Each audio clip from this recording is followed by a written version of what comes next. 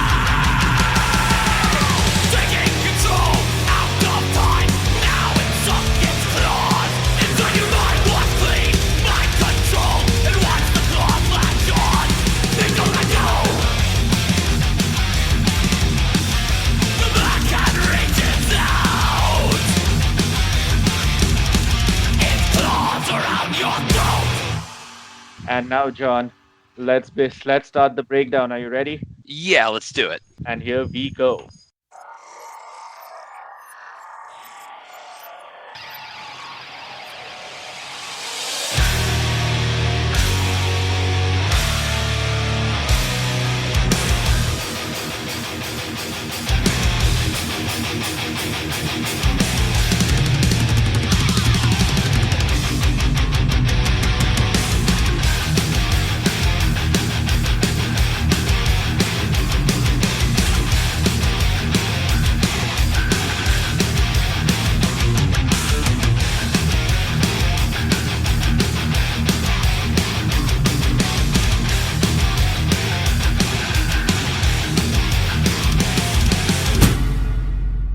So yeah, the opening riffs, to me they sound very old school and brought to mind, the Bay Area thrash sound. Is that what you all were going for?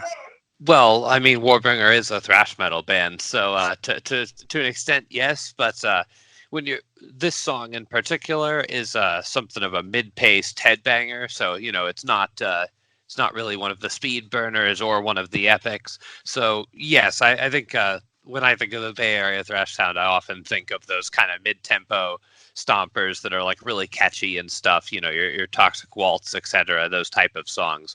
And this one, we're thinking in particular back to our own song Remain Violent for the overall kind of like tempo and groove of the whole thing.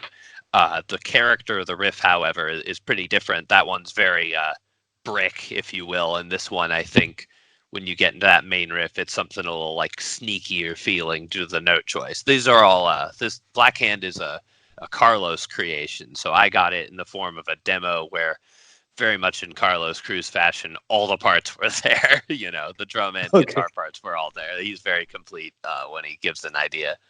Just to further build on the question I asked you, what are the bands that have influenced your sound and continue to do to date? Oh, well, there's a ton of those in the realm of, I guess, like heavy thrash, death, and black metal. So I would say starting out just the classic heavy metal sounds of like, your Maiden, Priest, Dio, and then getting all into the new wave of British heavy metal and all of that. You have your thrash metal where you have the American, the German schools, and we take, I think thrash metal is a pretty wide genre. So you have both the earlier and the later sound. You have like a technical side to it. You have like a hardcore punk rock side to it. You have stuff that leans into black and death metal. You have like the Bay Area sound. So we draw from all of that. That'll include some of my favorite thrash includes like I like a lot of the Machine Gun vocal stuff. So Demolition Hammer, Epidemic of Violence is like one of those evergreen records for us. First five creators are up there in the Bible for us as far as we're concerned. The early Slayer output, your Exodus, your Testament, your Violence, your Morbid Saint, Spectrum of Death is a great underrated record. Bunch of old thrash, basically. The canon. Sepultura in the early phase. Everything up to Arise is like very much in the canon. And I like some of the latter stuff as well. So, and then it goes pretty wide open from there. But that's our like basic canon of what we're starting with is pretty much metal from like Black Sabbath's first album all the way up to about 92-ish is kind of the range of sounds that we're mostly influenced by. Okay, cool. All right. Yeah. So having said that, considering what you just said, let's talk a little bit about production. Can you talk to us about the production process, especially with a focus on instruments and why the sound itself, is as important as the riffs and even the songs? Well, because it's music, basically, is the reason you listen to it. So that's the answer to that last question. There. I mean, in simplest terms, it's it's the essence of it. It's an important thing to state. So yeah, definitely because of that, and so therefore, the trick is finding the right character. I don't think there's such a thing as like an objective good sound. I'm really glad that my old that early Bathory doesn't sound like very polished. For instance, I much prefer the fact that it sounds like it's coming from a cave. It's the ideal sound for that aesthetic. So the trick is to find the right one for ours, or I guess for any artist for theirs. We often emphasize like a really sharp sound. We want all the sounds to cut. And we'll use that both to describe like clarity in the mix and then also cut in the sense like a knife. I like the idea that all the sounds in thrash metal are somehow bladed, if that makes any sense. It's a way of imagining the way it sounds, but I like that idea. The vocal sounds all like and all of those, and even to the lead guitar and the drums, we want the snare to hit like a gunshot as well, and we want to not have any of the clicky typewriter sounds. So getting precision, but the thunderousness, not so the kick sounds like booms and not clicks. Yep. And yet, no. So here's why I asked that question. But you say this, and yet it sounds like how a stereotypical, and sorry to use that word, but how a thrash band would sound like. Well, yeah, we are a thrash band, so of course. And there's a range of like thrash metal sounds and production, and what you hear from us is, I guess, our synthesis of pretty much the canon of existing sounds, and us taking out of that stew sort of our ideal version. We're trying to create our ideal version of thrash metal as we as metal listeners would envision it. Cool. Let's continue playing the track, and let's see where else we pause. We are the order. You obey. Serve our command. Let terror reign. So I must ask you about those first 4 lines. Tell us about this Black Hand. Well, the Black Hand was a real thing. Actually, it's a Serbian nationalist paramilitary organization that existed in the late 19th and early 20th century. Their most famous, they actually overthrew the Serbian royal house in the 1880s, 1890s, somewhere in there, by murdering them, which is its own story. They storm the palace and they get the butler to show them where they're hiding, and then they shoot the family. It's pretty brutal. They then install a republic government in Serbia that's then indebted to them, and they're like these ultra nationalists who hate the nearby Austro-Hungarians, which are a thing at this time. Basically, later on, they're the guys behind the Franz Ferdinand murder, in Austria, the heir to the throne, and that starts World War I. The thing that I thought was interesting, and why the angle I'm going at with that "we are the order, you obey" thing, is the people they had to carry out that assassination. The guy who actually pulled the trigger was a 19-year-old. He wasn't like one of the higher ups here. He's a guy they got to do their job for him. He was a pawn, the way I see it. And so that's kind of an evil and sinister angle to write a metal song. So the lyrics in this song are from the perspective of like the Shadow Order giving orders to you, the listener, who's going to go do the assassination for them. So it's because I imagine that's more or less what happened. And yeah, they have the goal of destabilizing the world order, somehow changing the political currents, and they're going to use this young, impressionable mind to carry the gun for him and do it. And so throughout the song, you'll see even too that this guy's expendable. They don't care what happens to him; they just want the job done. All right, let's continue. So we watch and wait to tear down the state. The grasping black hand reaches out. Okay, so that ends a solid verse with a really chunky riff. Here's a question that I've always wanted to ask practically every musician today. We live in an age where there's just so much music. How do you guys take a call on riffs? Because these days, it's really pretty easy to say that, that's something, or that sounds like something I've heard before. I think part of it is to focus in on ourselves and what we sound like and what we do, kind of Okay. block out a lot of the traffic, because there's a zillion ideas, a zillion riffs. I don't know this one from anywhere, so we try to be original and just write riffs that stick in our own heads when we write them, and we pretty much do it on that basis.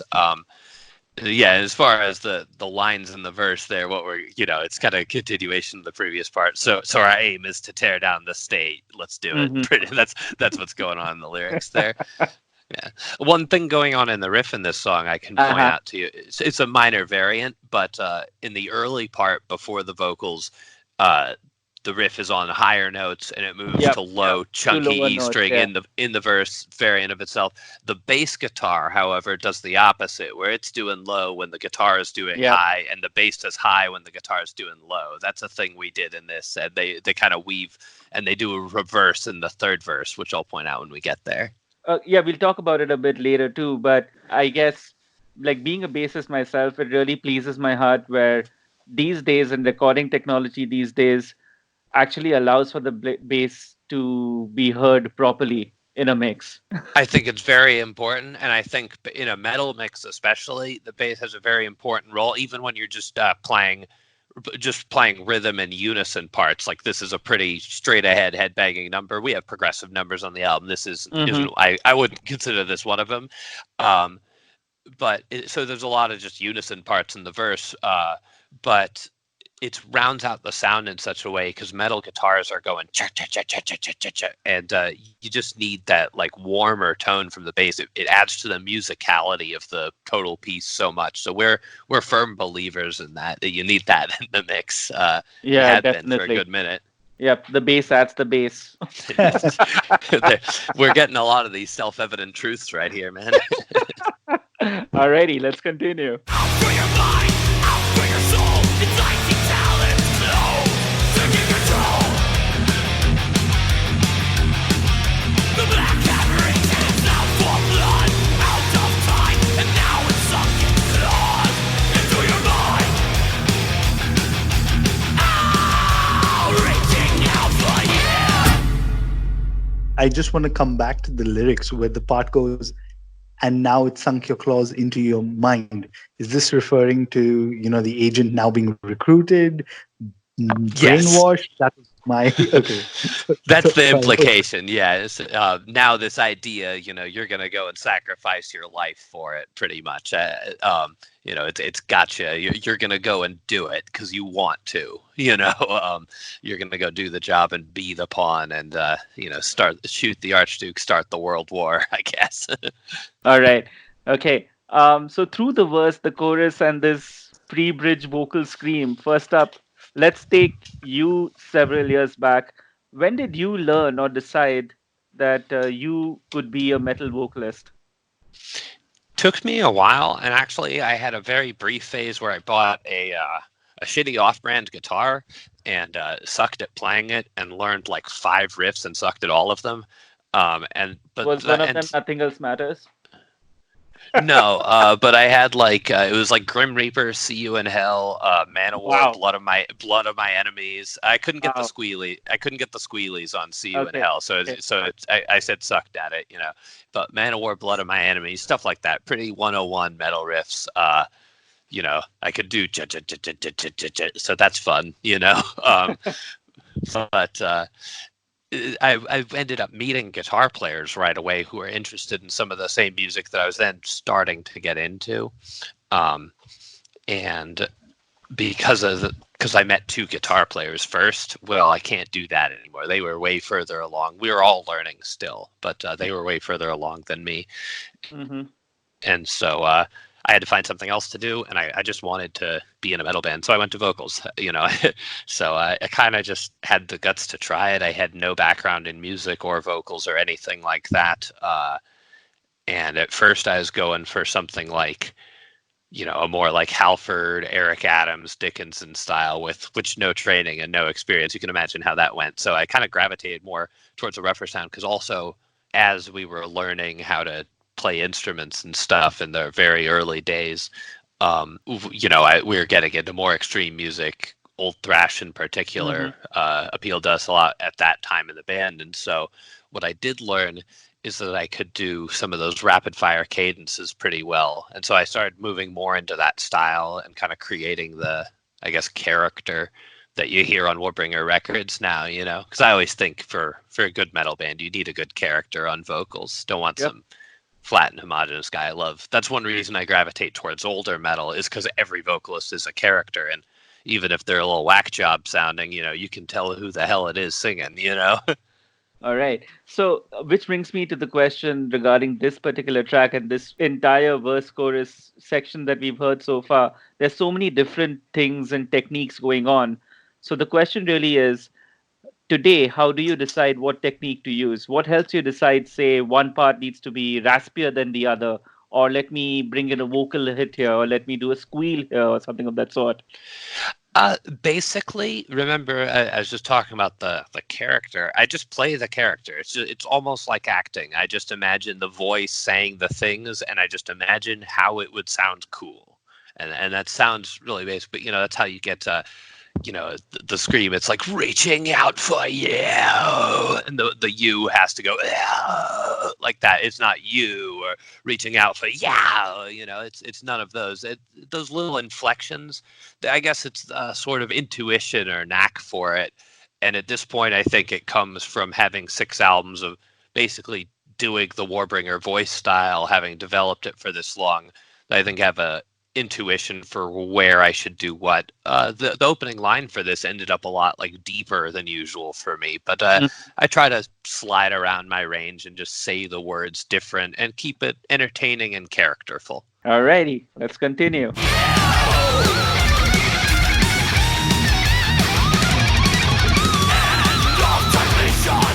Now go on your mission. We don't expect you'll survive. And if compromised, take the cyanide. We can't allow your capture alive. Out in the street, nearing the goal, the operatives in place, taking control. The black hat reaches out in force. No more time, the assassin's bullet strikes from behind.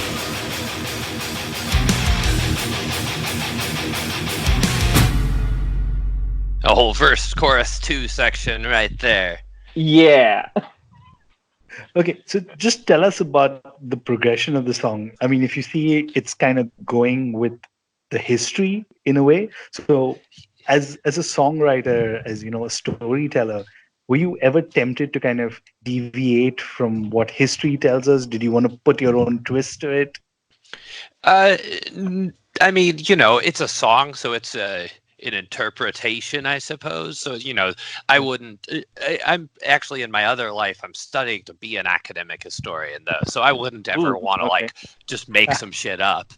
Yeah, I'm trying to be a professor. I got my bachelor's last year, and I'm gonna go for my master's after we finish touring on this album. So that's basically the plan. Anyways, so what I wouldn't basically. Why would I need to make it up? Because the whole reason I'm writing about the story that's there is because I think it's interesting. So I need to tell the story that's actually there, because that's the better one, not the one I made up, you know? The one that really happened is more interesting because it fucking happened and actually mattered. So that's my view on that. But how do I package it? How do I put that into a song? That's a different question. So, I try to, in the second verse, have a sense of progression of the story. Like in the first verse, you're briefed by the order, you know. In the second verse, it's like that continues, you know.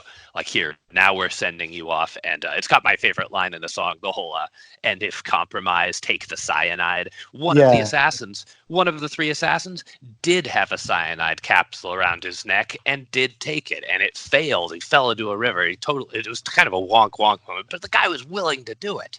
So that's something, that willingness to sacrifice yourself for a cause, basically, is pretty nuts. This guy was gonna, you know, shoot a future head of state, and take a cyanide capsule and die anonymously, just to get this objective completed. And that's playing into the assassin as a pawn and that theme again, which is something, again, that's my interpretation of the actual events, but I'm not saying anything happened that didn't. So, and I think that's a fair way to do an interpretation to make it fit into a song and be fun. I want the story to be something you can follow without having to read a book about it. I want it to be something you can just pick up and get the idea. Okay, it's like I'm the assassin, and that's good enough. You don't even need to know what time, where we're talking about. So the idea of a shadow order sending an assassin on a mission, that's a cool metal song. So it can work in layers like that, where in my theory, it needs to work on first a very simple level, and then you can add the depth. And we continue.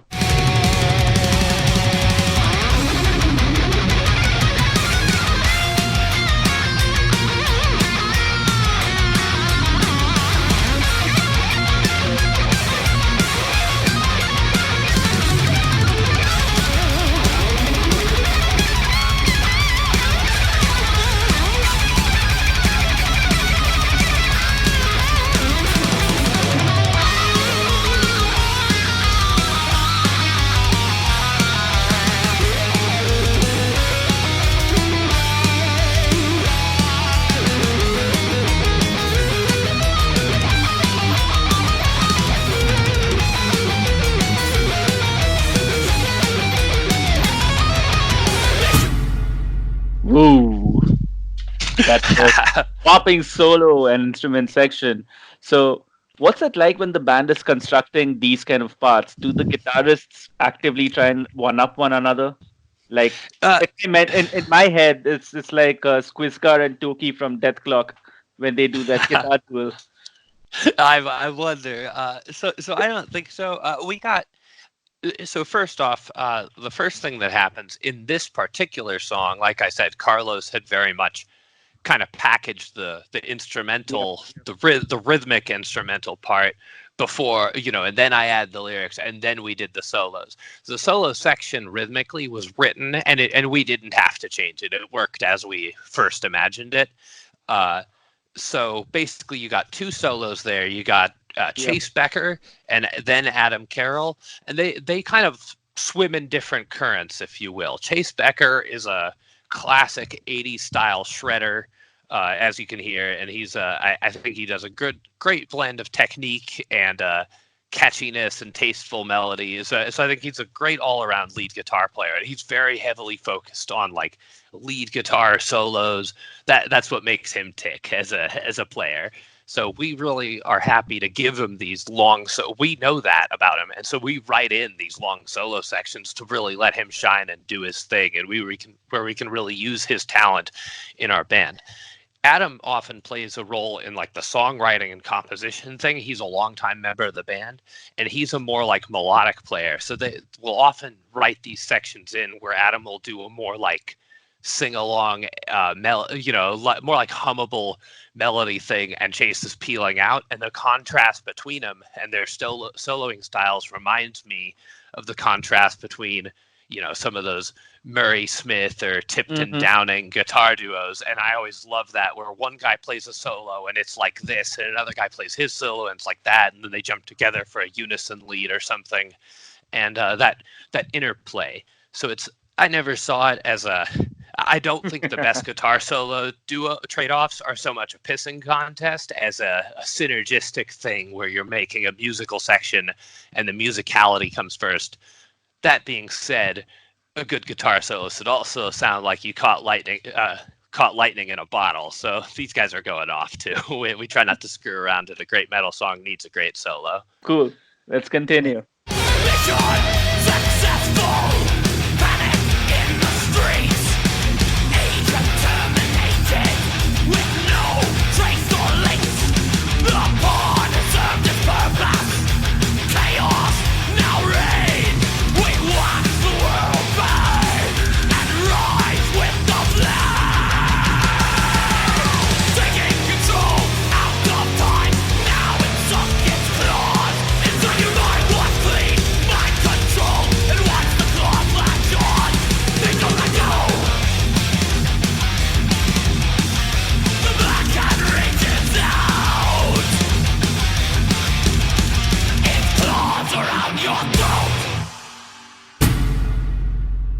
we've got the end of the track, but you talked earlier about, that you were studying history, so that kind of explains your interest in the World War One. I read somewhere else where you said there's often a storytelling component in which the song lyrics develop or turn along with the music and structure of the song. So for this specific song, Black Hand Reaches Out, what came first, the story or the music? The music came first. As I said, this started with a Carlos demo. I had that chorus line in my head because I basically knew about the story of the Franz Ferdinand assassination and the Black Hand. I read this book, The Sleepwalkers, that goes into it a good deal. And the phrase "the Black Hand reaches out" was in my head before I had the song or before I connected it to this music. And it was said in that voice, reaches out. You have to have the drag. It's key to what makes it work, I think, the inflection. And eventually I got the idea to stick it to this. I was stuck on a working title we had called Riff Man. That's what we called the demo at first. What I latched onto it, and what drew me to write the Black Hand thing into it, is I think the riff with the it's kind of got this like sneaky clandestine feel, like it's creeping up on you. It's not really in a rush.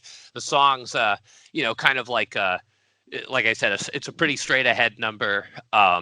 By our standards, I'll point out something we do, because it's not often we'll do a straight third verse chorus. So the third verse and chorus here have variants from the first two. The third verse, the variant is that the verse riff, which we've been cycling in the high and low versions, low under the verse, it goes too low, then too high under the verse, which has not appeared that way before.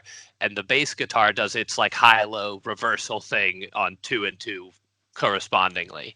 Then the last chorus, which the chorus consists of the chord part and then the single note riff. That thing. It does, instead of doing one, A B A B, it goes A A B B at the end. So we do little variants to keep it interesting for ourselves, and even in a pretty like straight ahead. This is meant to be a single. It's meant to be catchy. It's meant to be early on the record.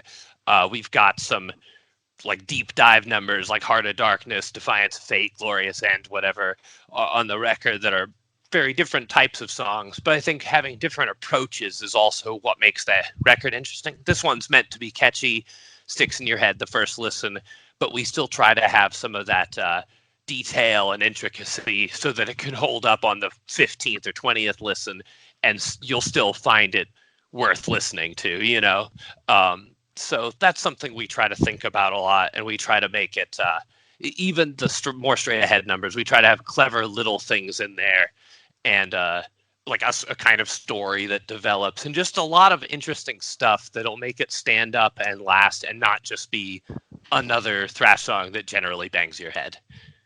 All right. So on that, there it was. That was the breakdown for the Black Hand Reaches Out. But we aren't done yet, John. We aren't done. Oh, hell yeah. Yep. It's now time to break this down even more. Are you ready? It will be utterly broken down. Let's do it. All right. So that single was from your upcoming album, Weapons of Tomorrow, which is your 6th album in, say, 16 years. Has it become easier for you guys to write music for an album? Is there like a coherent formula or a mental state that you've got to tap into? And if so, what's that like? It's kind of random. And no, I'd actually think, I feel like it gets more daunting every time, because some simple arithmetic, more or less. I've written like now 58, 60 thrash lyrics. Every idea I have has to not be one of those. So the list of remaining ideas gets a little smaller every time I write a song. And there's only so many ideas in the world that are like coherent with the Warbringer theme and concept for the band. It's not exclusively warfare. It's like maybe 30-40% that subject, one I'm interested in. But, this one's assassination, which isn't really the same thing. We have intrapersonal stuff like Defiance of Fate, Unraveling. We have Notre Dame, King of Fools, which is its own thing that jumps between Victor Hugo's novel and the fire on the cathedral. So I try to go a lot of interesting places with the lyrics, but I find it takes me a little longer every time to sort of sit back and like regenerate. It feels like a gradual regeneration. Like every time I take a record, it's like if you cut all the branches off a bunch of plants, and now I got to wait for the fruits to grow back.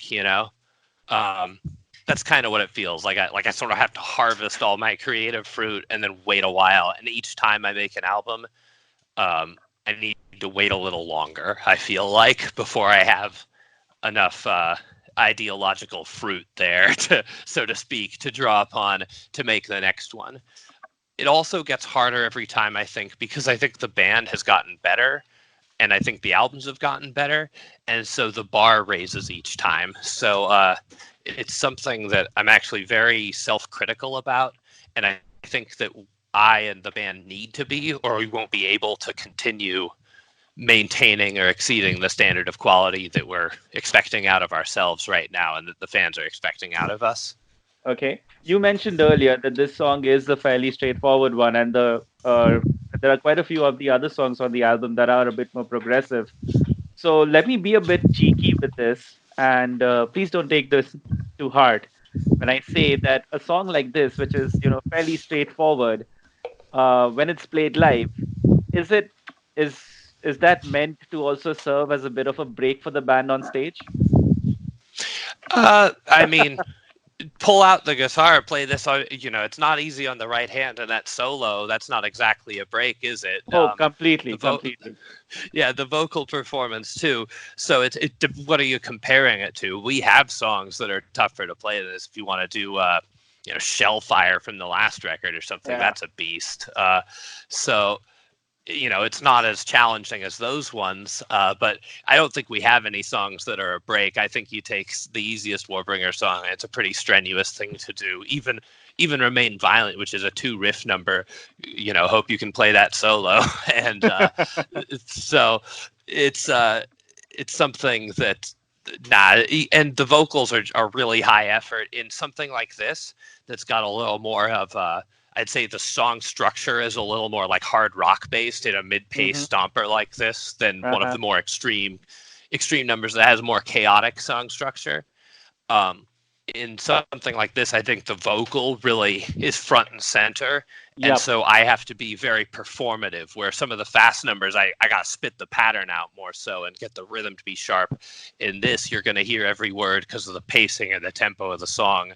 And you were talking about all the little inflections and details and how you noticed it. Well, I have to, so do the fans, hopefully, and I have to deliver that. So it's not, so actually on the vocal standpoint, a song like this can be a little harder because you're front and center, and it's very sing-song focused compared to a lot of the other numbers, which are based around like rhythmic changes and stuff.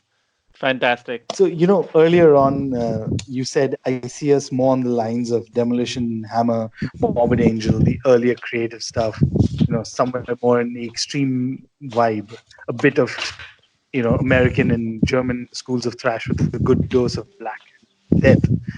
Could you elaborate? Generally, yeah. On that?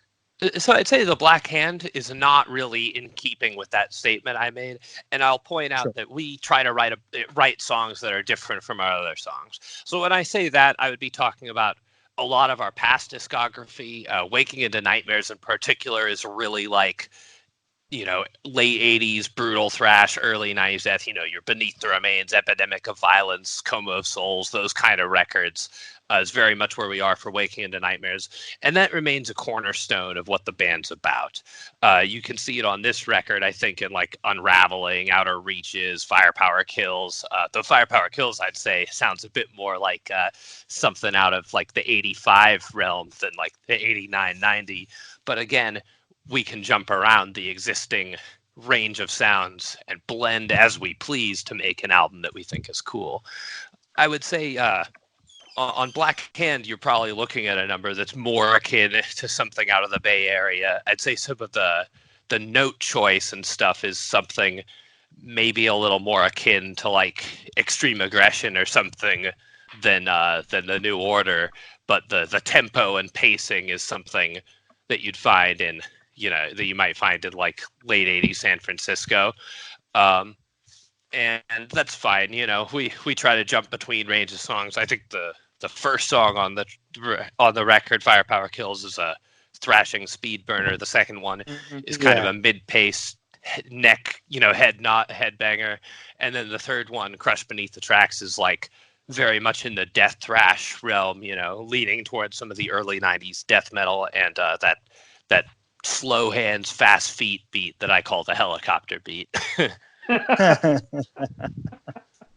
Awesome. So, it's been great talking to you.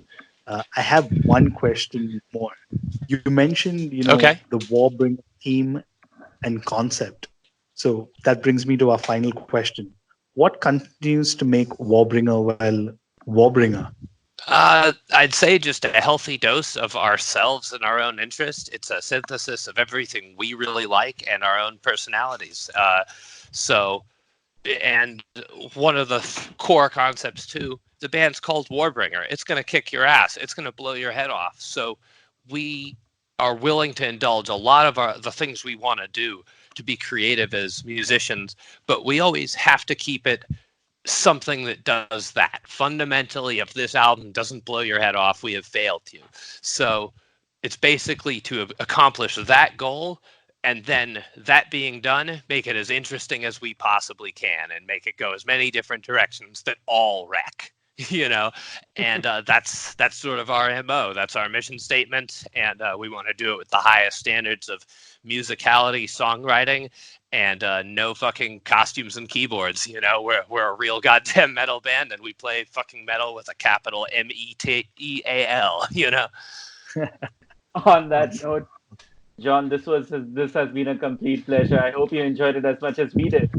Sure did. I'm really glad. I really enjoy the detail-oriented questions. I think that's a valuable thing to talk. How did you write this song? What are you thinking about this part? I love the challenge questions because I get to address them.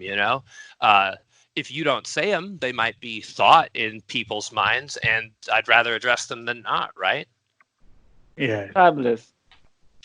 Yeah. Awesome. So anyway, I have fun with that. I really enjoyed your interview in particular.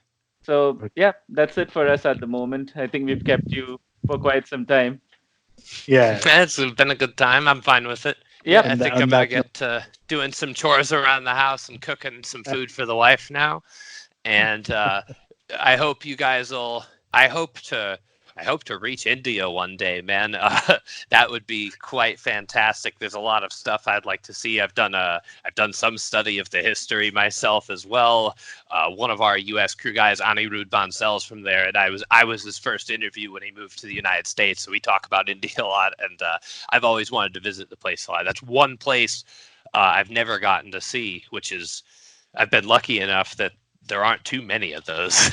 Mm-hmm. You'd love it here in India because considering you're a history buff, oh man, our history one of the oldest, yeah. Oh man, yeah, a huge melting pot of languages, religions, cultures that goes, and it's also one of the oldest continuous world cultures. You have stuff from all these different eras and different architectures, Man, it's a lot of stuff to see for sure. So sadly, on the context of touring, one can't really explore to the extent that they'd like. And I'm interested in more than the old buildings. I want to go eat at different restaurants and see what's there now. I get all philosophical when I go travel the world. It makes you think. It really does. I'd love to go there for personal reasons, and I'd also love to bring the band there. I think that as far as I understand, I've never been, but as far as I know, India is one of the real great developing metal scenes in the world where the music's gaining a lot of traction. It has a big fan base. There's obviously a ton of people, and it's a market that doesn't get as many bands, as many people coming through. So when you do, it has the potential to be a really great event. And I've seen some footage of festivals and stuff. And I'm like, man, I want to go and do that. Yeah. All right. Anyway, it's good talking to you guys. Bye-bye. Phew, so that was a nice and detailed chat. Who knew John Kevill was into history? Well, of course, we should have figured that one out, considering the amount of history that's doled out in Warbringer songs. Anyways, here's an interesting bit. we also spoke to John at length about the band's interest in coming over and playing in India. That seems like a good idea, right? That would be a lot of fun. And considering how much we love thrash metal here in India, so I think it would be kind of a perfect fit. Yeah, that should be a good one. Hopefully, we'll be able to see concerts sometime coming back. Like, I think we'd be lucky if we catch a concert live this year, but hey, never say never, right? Or maybe everybody will go the way of Devin Townsend and put on fabulous fucking shows right from the comfort of his own home.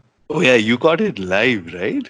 Yeah, I like I remember when the first announcement was made, the tickets sold out like within 30 minutes, but then somehow he managed to find a way to increase the number of tickets or increase capacity or something of that sort, and ended up just getting them. And it was, oh man, like I've been gushing about him on Twitter, and I just can't stop gushing on about him. Of course, now, like 3 days later, he's made the concert stream available officially as such on his own YouTube channel.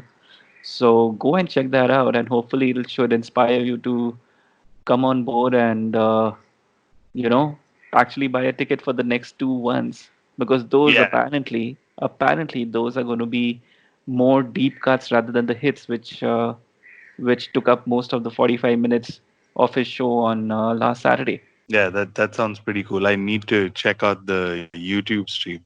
And I think one thing I just came across is that he raised $45,000. So I think that's a great thing that he did.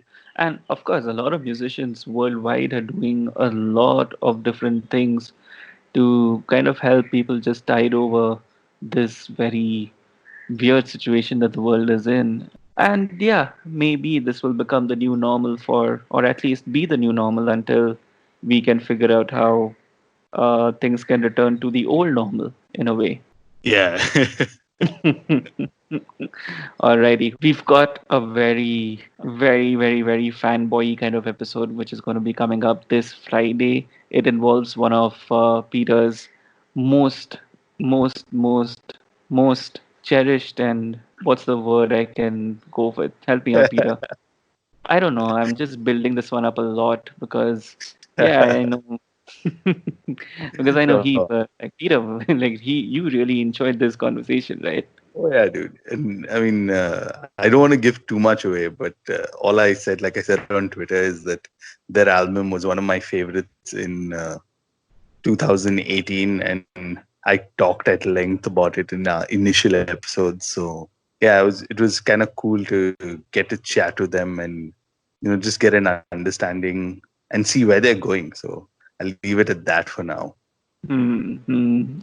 That could also be a cue for all of you, how many ever of you are still listening to this, to go back to hornsupod.com and check out the first couple of episodes in which we wrapped up the year 2018 and picked out our best albums, etc. Maybe you'll find a clue as to who's coming onto the pod this Friday. You can, of course, reach out to us at hornsupod.com. I'm at Asmoani. And I'm a Trend Crusher. Till next time, horns up. Horns up.